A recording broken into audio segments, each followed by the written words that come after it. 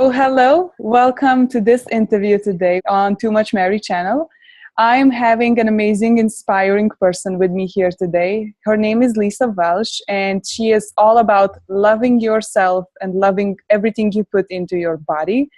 And I was immediately inspired by her because I feel that we feel sometimes that we got over it, but then we see we haven't, because there are just these little sparks of doubt in our day-to-day life, and they just awoke this fear and doubt and just not loving ourselves. And I saw your Instagram feed and I was immediately drawn to you because I love seeing authentic people, like you posting your photos, you enjoying your body, not just showing your body in the nicest, prettiest way, but just enjoying your body. You know, it's not posy pose and just like everything perfect, but it is perfect in another way where it is showing how much you enjoy your body. And that was like to me, oh, like this is what I want. I need to know what she's doing, because this is something that I believe every woman in this day of modern society wants to feel like that. So yeah, without further ado, I would just love to welcome you here, and I would just love to give you the space to introduce yourself, to really just explain what you're doing and how it all started, so that women listening to this will get to know real Lisa Welsh. Thank you. Oh, Mary, thank you. That was such a generous introduction. You've made me feel all warm and fuzzy. And I'm really honored that you reached out, because I love what you're doing. I love what you're doing and what you're sharing for women. And as you said, it is so important. We need to learn from each other and raise each other up, because life is not easy. Far from it. So to introduce myself, I'm Lisa Welsh, as you said, and I dedicate my life to helping women to feel good as they are right now, regardless of what their past has been, regardless of what size trousers they fit into, regardless of whatever their current situation is, that they can feel good. And it does start by taking care of yourself. And I know that is not easy. But yeah, food and body freedom is something that is really personal to me, because it's a journey that I've been through myself. And yeah, I was inspired to kind of pass this message on to women, because there's so many reasons that we can feel unhappy in our skin, and it can impact everything. It can change how we show up in the world. It can change the opportunities that we choose to accept or let us pass by. It can change the way we enjoy ourselves at a party with our children, just everything. You can be so obsessed with, oh my gosh, will I fit into this dress for that wedding? And it can be when you're at a buffet and you just cannot stop thinking about the food there. It's like this constant swing of being on a diet, restricting yourself, and then binge eating and dieting and guilt and shame, and it feels never ending, and it can preoccupy your mind. And it is so sad, because we are amazing. We have so much potential. We have so much to give to the world, and so much of our lives can be taken up by just worrying about what we should eat or what we shouldn't eat and how we look. And so to share a little bit of my story, I matured very quickly as a woman, age 9, when things started happening in my body.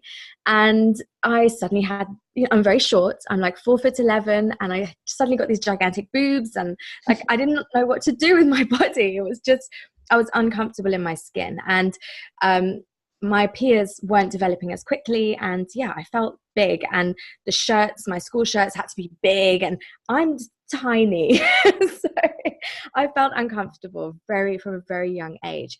And I remember, probably I'd say from the age of 17, when I went on my first proper diet, which was just cutting out junk food and trying to eat healthier.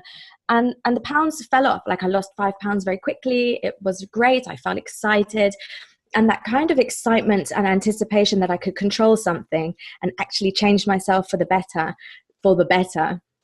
And all of these rewards that I expected that I would gain from losing weight, that I'd be more popular, that I would feel more confident, that, that life would just be easier for me. And it didn't really work that way, because although dieting does sometimes help you lose weight in the short term, there are so many other long-term effects that I didn't know, that most of us don't know. And so, yeah, I gained those 5 pounds back again. And I soon ended up on a cycle of dieting, not dieting. I was either dieting or cheating, basically, for the next 20 years. That's how I saw it. I saw my life as, I'm either eating properly, I'm either following these rules, these restrictions, or I'm free, I'm going to eat everything I can get my hands on. And that is literally what I did. I was on that pendulum, and I didn't even realize that I was on the pendulum so much. It just felt normal. It just felt like that is how life is for women. It was normal. My friends were also doing it. We bonded over dieting. We bonded over talking about our bodies. We shared our experiences, and it felt like this is life. You're either being good or you're being naughty. There was no balance. And gradually over time, all that I did was increase my weight. And over the 20 years, all I've done is increase my weight and felt more and more preoccupied with my body and with what I'm eating. And it literally got to the point in quite recent history where I was so confused about what to eat, because I had followed so many diets. I had so many different rules. I knew every calorie. I knew every Weight Watchers point, macro. I knew the glycemic index. I knew how many carbs. And I was so confused about what to eat that I started intermittent fasting, but for extensive periods. Okay, I say extensive. I know people that fast 4 weeks. But I was fasting for 48 hours at a time, which, as a busy working mother of 2, was not a good idea. And I felt like that is what had to happen. Like, I couldn't see another way out. Like, fasting for 2 days, all I could think about was how long it had been since I'd eaten, how long it would be until I could eat, and what I was going to eat in that time. My energy levels plummeted. And I mean, I did tons of research on why intermittent fasting is amazing, and I was so sure it was the right thing to do, and I made salt water drinks, but my energy was so low that I couldn't walk my dog properly. I couldn't have fun. I couldn't chat to my kids. I was grouchy. I was, as you'd imagine. Yeah, like, if I'm hungry, I'm annoying. That's facts, just give me food and it will all be okay. I am like that, because there is like a decrease of energy where you become like annoyed by everything that demands your energy, and you cannot give it, and you're annoyed by it. And the solution, it just is maybe drink a cup of water, maybe just have a banana, or just these are simple solutions to our mood swings. And food is really a big part of how we feel, like, emotionally. Absolutely. Yeah. So, and the funny thing is, when we feel tired, we have a nap, and when we feel thirsty, we have a drink. When we feel hungry, we're like, oh no, what should we do about this? How can I repress this hunger? You try to not be hungry, and you try to not eat as much as you want, and like, it's so overanalyzed. So that's where I'd got to the point where I just had overanalyzed to the point where I was paralyzed and couldn't eat. And then when it got to my window of eating opportunity, what do you think I did? I ate until I could barely walk. Like, that's from one extreme to another extreme, which is what I feel as if many women go through, whether they starve themselves or they just throw everything in themselves and just be like, okay, today I can, and tomorrow, like, it's not that much better, but it's like giving yourself these breaks, which are not really healthy. So absolutely. Why do you think we feel as if restriction is something we should do? Like, where does it like come from? Like, is it like, I know it comes from society in a way where we should be all this Photoshop perfect, slim legs walking around. But how come that we so emotionally attach ourselves to those images in public that are out there everywhere we look? How can I would say you've answered it. Because we literally cannot walk 5 minutes without seeing an image. That it is everywhere, it is prevalent, and the messages that we are given are that in order to be of value, we must look a certain way. And regardless of whether or not we know that's sensible, and we know that they're being photoshopped, and we know that that is not a real woman, we still do feel emotionally attached to that. And it is almost impossible to escape it. There's huge fat discrimination. There's huge fear of being fat because of all of this. This is of society and the amount of money that is put into making us feel that way, because the industry, the diet industry, makes a fortune. We all know that. So it is actually worthwhile for these companies to make us feel insecure. They have the best marketers. They have the best methods. They use them all against us. And we have each other. We're pretty good at tearing each other down as well. Yeah. As just, we make each other feel that way. We make ourselves feel that way. And it is really hard to escape, because when you go into a shop, what if there's nothing in your size? You know, there's just so many aspects of our day when we are made to feel guilty for looking a certain way and ashamed that we don't look a certain way. That guilt and shame, it just keeps us small, and it keeps us wanting to keep pursuing that goal that we feel, that endless goal that is always just beyond our grasp, you know. Even women with figures that you would say look like what society says they should look like, even women in those bodies still feel that same pressure. Yeah. It's never ending. In fact, it's so rebellious to not diet. It is a huge rebellion to say, that's it, I'm not dieting anymore. I'm not going to get on scales anymore. Because dieting is everywhere. Dieting is what we do here in the West. This is what the women do. We diet. But I think there is this awareness raising where women are seeking for more healthy and balanced food. I think it is becoming more like the more information are coming into like public, not maybe on the big posters out there, but like all the social media feed and everything. I see a lot of healthy food coming out, like balanced food, and I'm loving that. And that's why I also like loved your Instagram, because gosh, we need more of them, you know? I agree with you. Although it is important to also be aware that there's something called orthorexia. It's an eating disorder that is starting to become researched, which is people that are really obsessed with eating clean, eating healthy. So they feel that they have to eat clean and healthy all the time. Again, it's like another good, bad food thing. It is, in a way, another diet. And that's not to say you shouldn't eat healthy, because that ultimately is the goal. And with intuitive eating, which is what I promote, it is about trusting your body enough to get to that point where you naturally crave those healthy foods in amongst other foods. And basically, it's getting to a point where there is no guilt or shame. So you can actually have anything you want. You give yourself unconditional permission, which is terrifying, because you think you're just going to go and eat ice cream. But the truth is, when you give yourself unconditional permission and you gradually heal, because it's a process. When you first say you can do it, you can eat anything you like, then you almost test yourself and you're like, okay, I'm gonna have some chocolate, I'm gonna have some more chocolate. But as much as restricting can only last for a certain amount of time, overeating and binge eating can only last for a certain amount of time too. Without the guilt and shame, you will come back to the middle, which is a more gentle, healthy way of living and way of eating without really overthinking it. You don't really think about the food so much anymore. You kind of put food in its place, and you will automatically start to choose the foods that make you feel good, not because it's a good food or a bad food or a guilty food or a pleasure. It must be a pleasure. Eating should be a pleasure. But what I mean is, you get to the point where you don't make a choice because you should.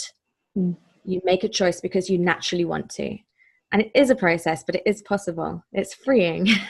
I feel as if that's like a huge mind shift that has to happen, mostly. It is scary. It is a scary thing to say, okay, I trust myself to eat what I like, when I like, how much I like, and to maintain my health and maybe my physical appearance. That's really scary. So I'm just want to know, what do you think was that spark that allowed you to trust in yourself and in your body in a way where it can be freeing and at the same time nurturing not going on this wild fast food hunt, but just maintaining this love of yourself. Because I think that if I would allow myself, there would be days where I would eat just like junk, because I know it's not good. We all know that it's not the best nurturing, energy filling food, but there are additives that make us addictive to sugar and fast food and cheese that has like these and these additives that kind of responds in a way as the same as in a drug addiction. So how what happened? What shift started that whole, oh my God, I need to trust myself and I have to allow myself to trust myself? Like, how did you do that? That's a good question. Okay, for me, it was because I could see that I had hit rock bottom of dieting. I knew there was nothing else. I knew that I had fizzled out completely. And I saw how triggered I was by the scales and by trying to manage or trying to control my eating. I just saw that I basically ended it. I just couldn't keep going. I just could see that there was no other alternative for me. So I started researching. And interestingly, I just want to mention one thing quickly, that you were talking about the studies, and I understand because I also did all of that same research that you did. You're talking about, I don't know if it's lectin or something in cheese that is addictive, and the sugar being addictive, and the sugar being like cocaine. But if you really look at those studies, you'll see that it is slightly misleading, that actually sugar is not like cocaine. The reason that people were reacting in that way to sugar and their brain was lighting up is because they had no access to food for a certain amount of time. So any kind of food was going to bring that kind of reaction. So I'm not a scientist, but I have discovered on this new journey that I've been on that a lot of the research that we're presented with is misleading and is designed to help us diet more, to help us keep dieting.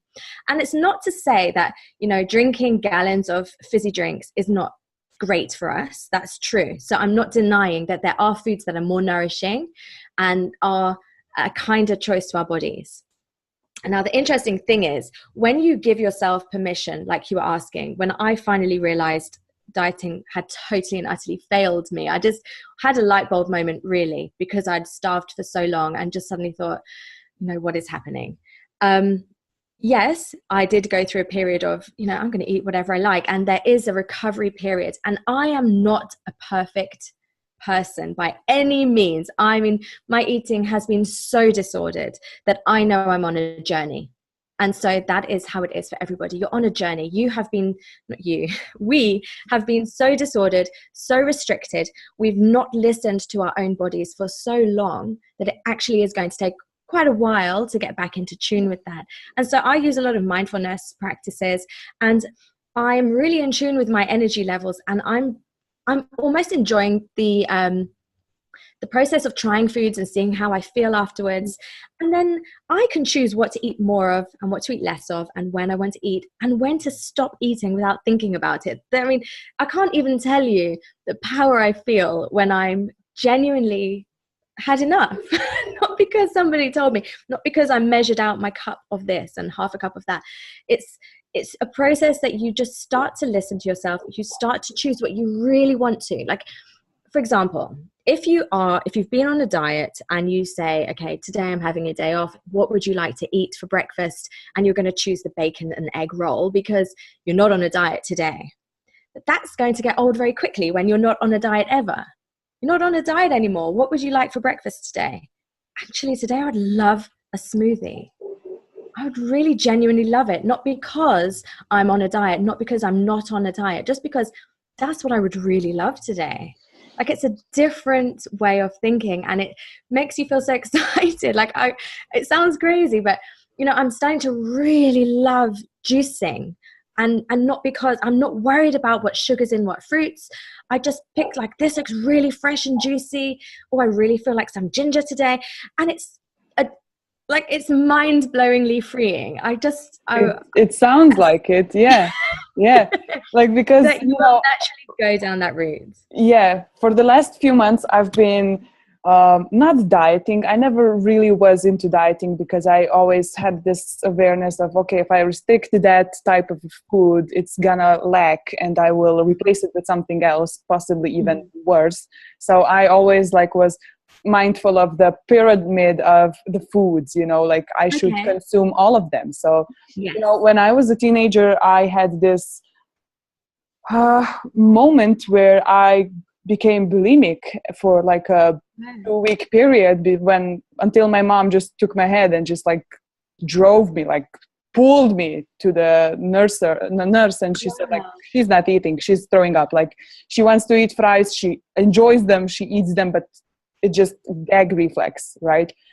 And I was drained. I thought I'm dying.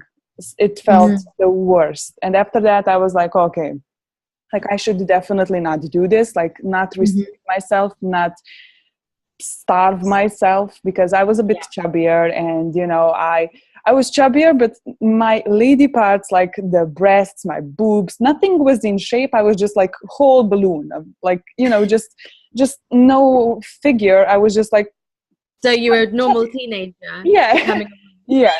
And when you are a teenager and you compare yourself to a body of a grown woman that is out there just looking all fabulous and photoshopped, it is harmful.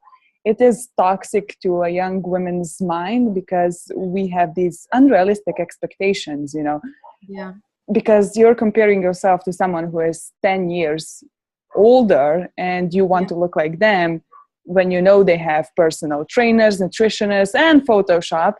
And for the last few months now, I've been on this workout, but also like healthy food type of like plan. And I have just came to a realization, I don't want to be on any plan. Like it's even if it's a plan that nurtures me, there's a lot of healthy food recipes on it. Like I got it from a nutritionist who also put into consideration my lactose intolerant, my workouts, because I'm working out a lot now, and all of those things. But I just noticed I just kind of went away from it. Because even if I didn't starve myself, I was full at all times. I just don't feel like following any plan. Like it just restricts me. Like I want to cook food that I feel good at that moment, not because it says, okay, Wednesday should be this. And I get like a salad when I feel I would love pasta today, right? And then I'm just like your body has so much wisdom. And then I'm resentful, building bad energy towards food. And one of the things that I know it is true, because my boyfriend proves it every single day, is it's not what you eat, but how you eat. So it is a salad, but you eat it with a bad energy, like that's gonna be bad energy within you. That's so true. I believe that. I see him eating chips with such pleasure and love, and he doesn't gain weight. He looks the same as 5 years ago when we started. Like this guy doesn't gain weight, even though he loves chips, he loves sandwiches, he loves burgers. Like he eats salad and all of those things that I prepare, but at the same time, when we go out, he's just like, I'm gonna grab a bite of this, a bite of this, a pizza here, a pizza there. Like he loves his food. So sounds good to me. And the thing is that your boyfriend is proving is that when you're really enjoying those foods and you're getting huge satisfaction out of it, you're feeling that pleasure and that satisfaction, then that is going to nourish you longer than if you choose a healthier option from the menu that you don't really want, and then you're still going to be building yourself up to binge later, if that's something that you're triggered to do. And then you end up eating double the amount. Whereas if you had genuinely wanted a burger and you had, as much of that burger as you wanted, if you wanted that, if you took that satisfaction and pleasure, then you maybe won't need a burger again for another month. But if you do, that's okay. But what I'm saying is it's the pleasure and the satisfaction that you gain, as well as the calories, that actually nourish you. And there's actually nothing really wrong with emotional eating. We can use emotional eating as a trigger for us to look at what the underlying emotions are without feeling guilty for the fact that we've eaten. So when our bodies are telling us, I really need some chocolate today. Okay, eat that chocolate, and then get out your journal and let's just see what's going on. You don't need to be like, oh, why am I eating this chocolate? And then it all becomes all about the chocolate and all about your body. But actually it's not. Your body is just saying, oh, I need some comfort. I And love you can, that. I love yeah, that. don't, the thing to Yeah. avoid is the guilt and shame. Mm. That's the thing to avoid. If you do eat chocolate in a comforting, to try and comfort yourself, and also try to identify what else was happening, then it's all a healing process. Because if you're, while you're busy identifying what's going on and causing those emotions, then perhaps you're going to heal your life in other ways. And in a way, then that comfort eating is showing you all of the underlying patterns and wounds and traumas that you need to heal. And you can use that comfort emotional eating as a pathway to heal those things that are hidden in your subconscious.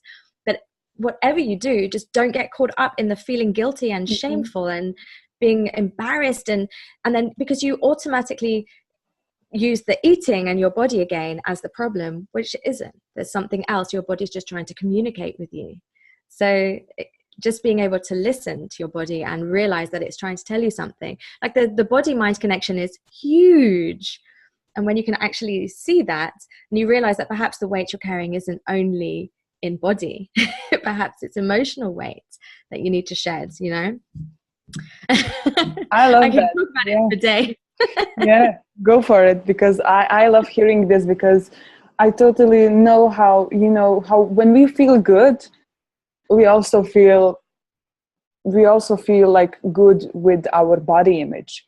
And when there's something wrong in our personal life, emotional anger or sadness or just irritation, look at yourself in that moment in the mirror, and you'll see that it's not the way you would love to. But at another day, when you're feeling good and loved and just happy and joy, you look yourself in the mirror and it's a totally different picture, because it's not how our body looks again. It's from how we view it in a certain emotional state.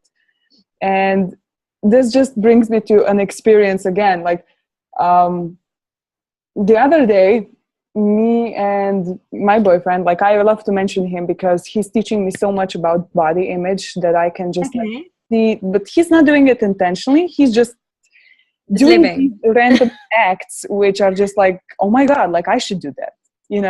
The other day we were together in bathroom and we were just kind of washing our teeth, and we were just like without the shirts and everything.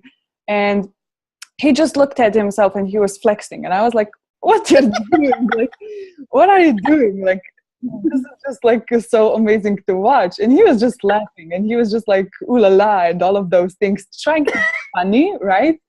And I was like, God, like, he's not like, he doesn't have like all these abs. He's not like a personal trainer or like a professional athlete or a model or anything. He plays soccer. He loves to work out. He loves to eat at the same time, but he looks great for me and he looks great for himself. And I'm looking at him and he's just saying to me, like, you try it. Like, it brings up your confidence. You should definitely do this. And I was like, so you're not doing because you think you look great, but you're doing it because you know that after doing that, you will feel great. Oh my gosh. Right? He's a genius. He explained to me, he was like, I know I'm not like the best looking Abby guy out there. I do it because when I see myself in the mirror, I need to see some abs because I want to feel like I have abs when I'm at work or when I'm with you in my clothes or when I'm just doing anything, because it just gives me that boost of confidence. Whether if I stand there with a mirror and I'm like all hunched down and just throw my belly out and look at myself, like I'm going to think, I will reflect. And you're pinching the flab like, yes, and later in a day, I will look at I would feel, oh my God, I looked myself in the mirror this morning and I was like that.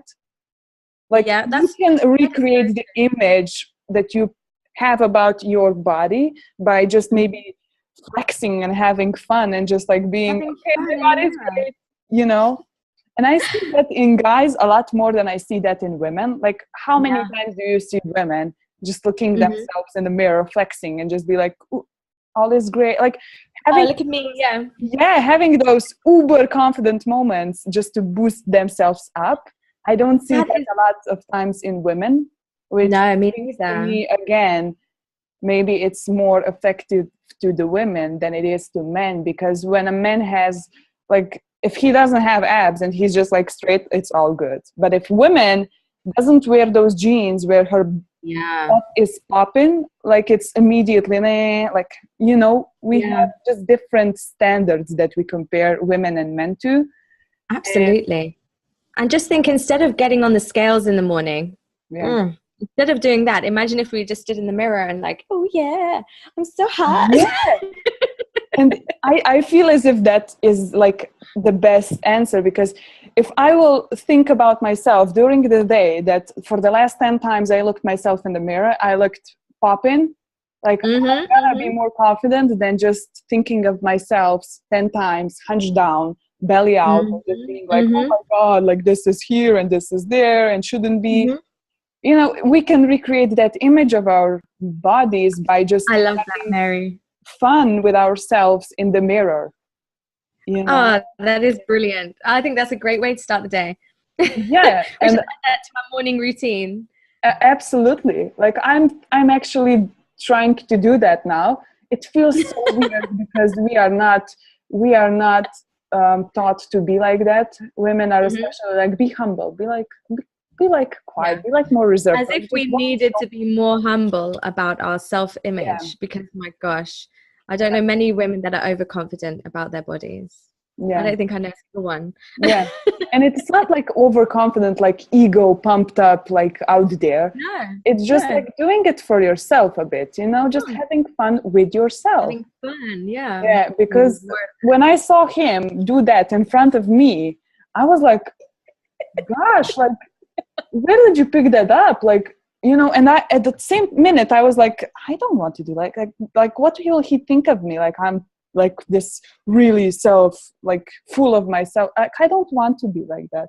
And then I was just like, Oh, he isn't doing that as well. He's just having fun. yeah. Without overthinking it. I love it. I Yeah. love it. So that was something that made me think that, do you feel as if women are really more affected? Because I don't want to be like putting out there, okay, there's a double standards, women are like victims. I don't want to go into that. But honestly, like based on the facts and based on the people you have conversations with, like do women really have more problems with that? Is it like really more affecting women? Yeah, definitely. I would say women are definitely more conscious of how they are perceived in the world around them. Like, there's not very many women who would just be vulnerable, just show up without their makeup on. Even me, I got a spot today. But there's no women I don't know anybody that's happy to just completely show up as they are. But the more you see it, the more it's endearing. I really enjoy women, like you were saying, that are really authentic. They're not so worried about, have they got the perfect angle and the perfect filter, and they're just showing up as themselves. The more we see it and the more women that are doing it in the public eye, the more comfortable we'll be. So the more vulnerability there is. And so if you're following a social media account that makes you feel bad or makes you feel insecure in any way, then you should unfollow. It's so simple. You shouldn't have anything in your life. We're already bombarded by that. If there's something that makes you feel insecure, then you should remove it. If there's people that make you feel good and make you feel like you can be more yourself, then get more of that. Get more of that. They say when people make people that feel like sunshine, stay around people that make you feel like sunshine or something like that. But it's true. And I have found so many women on social media that are so real and authentic. And I love being in their space, in their cyberspace. I enjoy the messages they're putting out. And I'm very aware that it is still social media. It's not real. It's not all real. But the more of that you see, the better. Because we are, like I say, women, I believe women really are more affected. We're worried about how people will see us. And it goes back to like our ancestors, when we were safer in a tribe together, that we needed to get along. But as time goes on, we're more and more separate and isolated in our worlds, and we don't really know what goes on behind closed doors. And even, I mean, this is going a little bit off track, but even looking at the witch trials, something that I've done a lot of research on, it does make me feel that from there's a wound that's been left in womanhood to distrust one another. Like that for me is a huge thing that I still, like, whenever I read or watch documentaries about that, my heart breaks to just see how women were kind of used to out other women and to cause their death. Like, I mean, that is a huge other story, but I do believe that at the core of us as women, our archetypal histories, our cultural histories have that huge distrust. And it is so sad because we can be so powerful together. In fact, we could destroy diet culture. It only takes us to actually start to accept our bodies. And I don't even mean love. Telling a woman to love her body when she doesn't is impossible. But telling her to accept this body that she's been gifted, this strong body that allows her to experience the world and allows her to experience pleasure and all of the different senses, that is a huge gift. If we can just start with that, with putting our efforts and attention on living our life fully and the things that matter to us, rather than obsessing about how we look and obsessing about what we eat, then imagine how much more we could accomplish. Yeah. As women in this world, we can make such a huge change. I truly believe it. So, I mean, if there's one question that I could ask your listeners to ask themselves, it would be, what do you hope to accomplish by losing weight? What are you hoping to gain emotionally by losing weight, and mentally? What are you hoping to gain? And is there another way that you can gain those things? Because I would suggest that dieting is not the way. Dieting, the side effects of dieting are a huge preoccupation with food, as we've spoken about. Long-term effects of dieting are weight gain, lower metabolism, depression, anxiety, higher risk of an eating disorder. And let me just say it again, dieting is the most important factor that leads to long-term weight gain. So no matter what's going to happen in the short term, you better be dealing with whatever's going on inside. Because if you're feeling bad at X weight and you want to be a lower weight, then dieting is ultimately not going to get you there. Yeah. So yeah.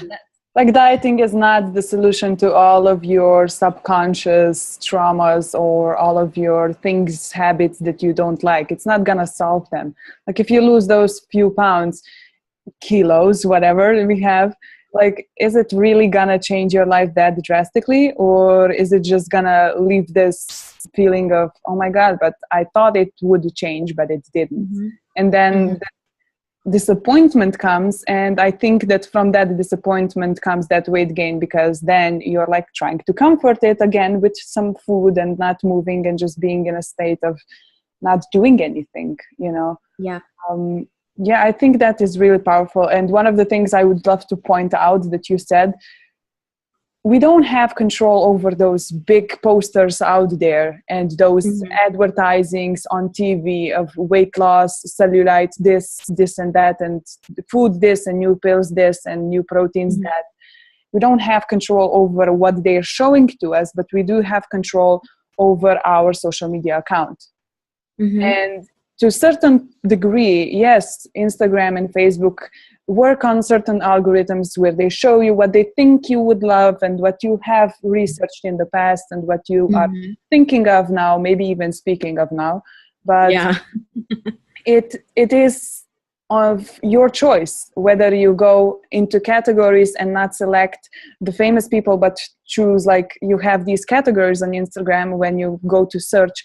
Try maybe like do it yourself or home decor or animals, like just maybe food, but don't go into like fitness and models and famous people, because that's gonna show you just a lot of bodies that you think you should have. Rather go into what makes you laugh, what makes you motivated, like quotes or just texts of people that you love to read that get you boosted, rather than decrease your energy right at morning. And like you said, follow those who make you feel good about yourself. If you scroll through someone's profile for 15 minutes and you go off the phone feeling bad and feeling negative and all moody, delete them. Like just unfollow them. Like it's not gonna be, just unfollow, you know, it's so simple. Yeah, and that's like one of really practical steps. And I love to always share on my videos and my posts every practical things, because I know that there is a lot to be said on inspirational, motivational side, but when it comes to actions, we don't know where to start. And this, what you shared, this practical step, I think is really a big takeaway. So I would just ask you, do you have like maybe one or two more that are like really practical things that we can implement in our day-to-day life that will prevent us from getting to that state where we feel shitty about ourselves? Yes, I do. Okay, great. So I've got 3 practical tips that you can share with your listeners, these that they can start actioning straight away. So my first one is, if you're the kind of person that is triggered by the scales, then stop weighing yourself. So I, for example, I'm really, really triggered by the scales. So that even if I'm feeling great and I'm flexing like your boyfriend in the mirror, if I get on the scales and it is a number that I don't want to see, that is enough for me to feel rubbish and like really affect my mood for the day. So for me, my first practical tip is that if you're triggered by the scales, then don't get on them, because it's such a limited view of who you are. You know, we know that the number on the scales doesn't tell you everything you need to know. And especially as a woman, our bodies fluctuate throughout the month. So that's my first practical tip. If you're triggered, don't get on the scales. And my second practical tip is, if you have clothes in your wardrobe, you know the ones I mean, before I even say it, the ones that make you feel bad because they're sitting there at the back of the wardrobe and they don't fit. And perhaps they have never, ever fit you, but you bought them. You know the ones I mean. You bought them because you thought you would fit into them one day. Or you used to fit into them and you don't anymore and they make you feel bad. Get rid of them. Like, I also am triggered by clothes that are too tight. If I'm wearing clothes that are too tight, then I feel uncomfortable and I feel triggered throughout the day. Every time I feel them cutting into me, and they don't look as good as clothes that fit. So get clothes that fit you. You deserve clothes that fit you right now. You deserve clothes that make you feel good. Doesn't matter what your weight is. You deserve to feel good in your clothes. So simple. So get rid of those clothes that make you feel bad. And then thirdly, this is something that I often talk about on my profile, and it's setting boundaries. And I just want to say a really great tip. This is especially for family, well-meaning family members and friends that want to talk about your body, their body, what you're eating. If you are going through the recovery process of trying to heal how you feel about food and your body, you can ask people, please don't comment actually on my clothes. Please don't comment on how I look. Please don't comment on how I eat. You know, you can do it in a loving and gentle way. Thank you very much for caring about me, but I find it really unhelpful when you make those comments about my weight, and I prefer you not to. No, it takes courage to do that, but you deserve it. You deserve to stand up for yourself. You deserve to not be made to feel that way. So that's my third tip. It takes a lot of effort and courage, but when the words are actually out of your mouth, you'll be so proud of yourself. Yeah. Thanks, Auntie Lynn, but I don't need you to comment on how much coleslaw is on my plate. Yeah, absolutely. So yeah, those are my tips. Those are amazing tips. I love each one of them. They just feel so freeing in a way. You know, let's stop talking about those things that are not really important. Like, how I look is not that important. You know, I like it. If you don't like it, love yourself. That's the only thing that matters. And just kind of leave me there, and let's just talk about deep inner stuff rather than just outside skin. It's about the meaning of life instead. Yeah. Let's have deep conversations about life. Yeah, Or absolutely. Game of Thrones. Or Game of Thrones. Yeah. So, okay, great. Before I skip to our last question, I would just love you to share where people can find you, where women who are watching this interview can find you and follow you and just soak up all of your awesomeness. Oh, Mary, thank you. I'm easy to find. My handle is @It's Lisa Welsh. It's Lisa Welsh on Facebook, Instagram, Twitter, Pinterest, YouTube. I'm everywhere. And yeah, I'd absolutely love people to come and find me if they're interested in finding out more about food and body freedom and how to live life to the fullest today. Amazing. I bet that everyone who enjoyed this interview is definitely going to enjoy all of your profiles like I did. So no worries, guys, ladies. I shall share these social media profiles and her website and everything down below here in the description so that you have easy access. And yeah, that brings us to our last question, which is something that I have a habit of always asking, because I think that this question tells me a lot of where that person is in that time, and it also reveals a lot about that person. And usually these bits of last question are the biggest wisdom ever. So I'm just gonna ask you, what do you believe at this moment where you are at now in your life is an absolute truth to you? Ooh, what is an absolute truth for me? That I think my absolute truth is that I've accepted that I'm totally imperfect and flawed, and that there's so much potential for me to grow.